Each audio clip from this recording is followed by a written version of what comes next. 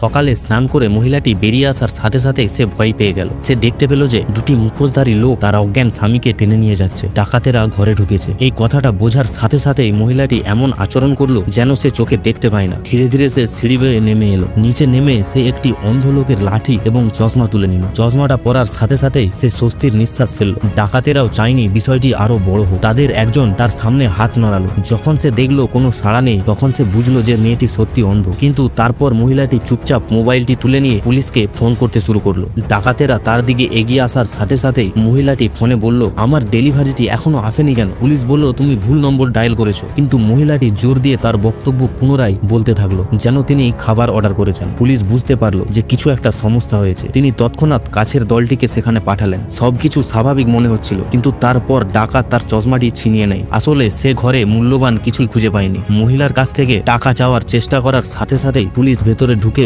ঘটনাস্থলেই দুই ডাকাতকে ধরে ফেলে।